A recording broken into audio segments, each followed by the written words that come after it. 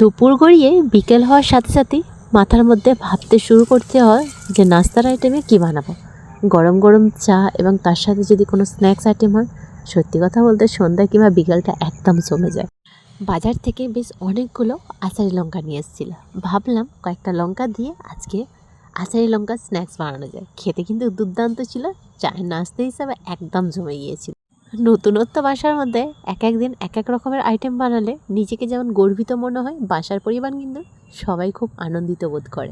বেঁচে থাকা বাড়ির মধ্যে আলুর দমের আলু ছিল, সেটা দিয়ে আজ আমি চিলি স্ন্যাক্স বানিয়েছিলাম। যাই হোক, আলুর দমের আলুটা খুব ভালোভাবে ম্যাশ করে নিয়েছি। কাঁটা চামচের সাহায্যে আলুগুলো কিন্তু খুব ভালোভাবেই ম্যাশ হয়, ম্যাশের সাহায্যেও ম্যাশ করতে পারেন। তারপরে এখানে কয়েকটা উপকরণ অ্যাড করবে, যেমন কোচানো পেঁয়াজ, কোচানো ধনেপাতা আর ঝালের জন্য 2 থেকে 3টা কাঁচামরিচ। তারপর খুব ভালোভাবে মেখে নেব।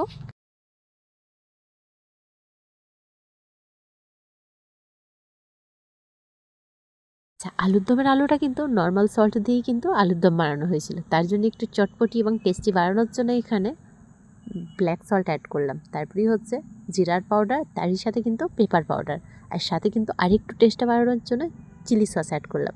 আর তারই সাথে কিন্তু 2-4 চামচ মতো কর্নফ্লাওয়ার অ্যাড করলাম। তারপরে হচ্ছে খুব ভালোভাবে কিন্তু এই পুরটাকে মানে স্টাফিংটাকে রেডি করতে হবে।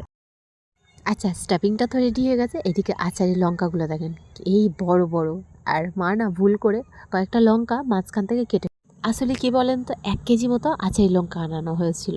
মা তো চিকেনের সাথে বানানোর জন্য রেডি করছিল। আমি ভাবলাম এতগুলো লঙ্কা, তাহলে আজ কিন্তু স্ন্যাক্স হিসাবে কিছু বানায়। তার জন্য মা বললো আমি তো কেটে ফেলেছি। আমি বললাম কোনো সমস্যা না, কোনো। যাই হোক, কতগুলো অর্ধেক ছিল আর কতগুলো আস্তে আস্তে ছিল। তো অর্ধেক এবং আস্ত সবটা নিয়ে কিন্তু কয়েকটা আমি স্ন্যাক্স বানিয়েছিলাম।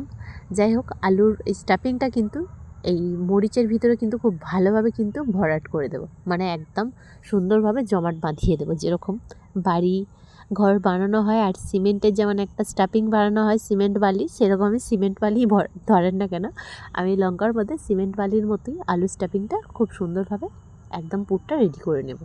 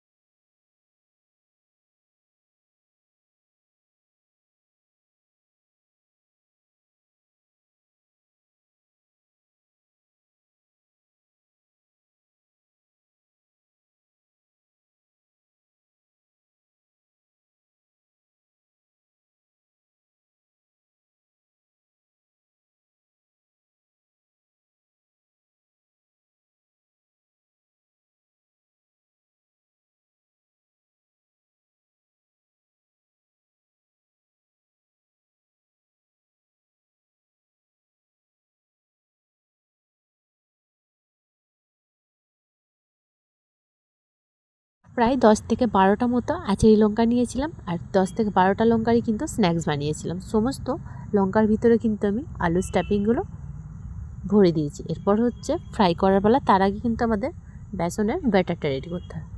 আচ্ছা, বেসনের সাথে অ্যাড করেছিলাম সল্ট, জিরার পাউডার, পেপার পাউডার, তারপরে হচ্ছে অল্প অল্প পানি দিয়ে একটা স্মুথলি ব্যাটার রেডি করেছিলাম। আচ্ছা, খুব একটা পাতলাও হবে না, অনেকটা ঘনও হবে না।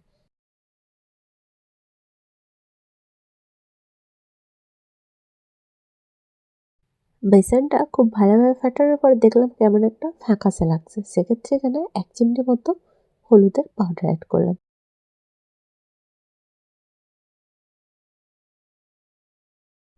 সন্ধ্যা অলমোস্ট স্টার্ট হয়ে গেছে। এরপর হচ্ছে তেলটা আমি তাড়াতাড়ি করে গরম করতেও বসিয়ে দিয়েছিলাম। তারপরে হচ্ছে বেসনের বেটারের মধ্যে এক একটা পূর্ববর্তী লঙ্কাগুলো খুব ভালোভাবে ডিপ করলাম।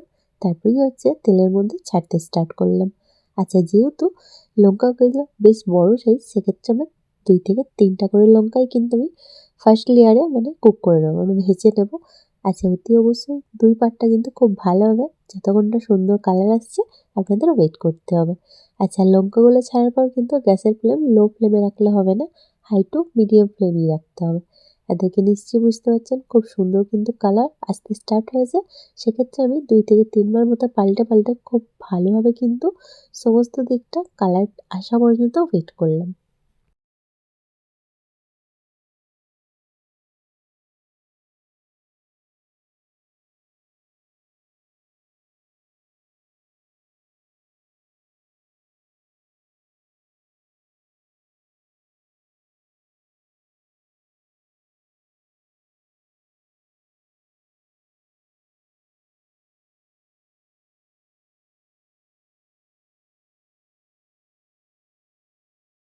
আচ্ছা, এখানে একটা ছোট্ট টিপস দিই।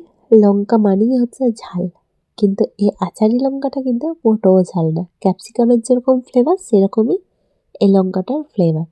আচ্ছা, সামনেই তো মাহে রমজান মাস, আপনারা চাইলে রমজান মাসও ট্রাই করতে পারেন। তাহলে কেমন লাগলো অতি অবশ্যই লাইক, কমেন্ট অ্যান্ড শেয়ার। ভালো লাগলে